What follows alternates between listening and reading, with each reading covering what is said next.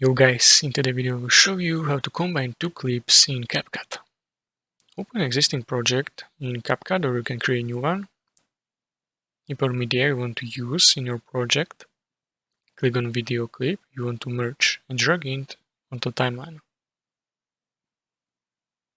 If you want two videos to be stacked on the top of each other, drag second video clip on the top of first.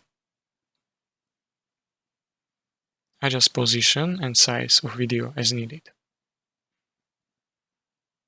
Optionally, insert both clips and at the same time for smooth transition. To combine two videos, select clip you want to combine. You can do this by clicking and dragging or holding the Ctrl key and selecting them. Now right click, select the clip and choose Create Compound Clip.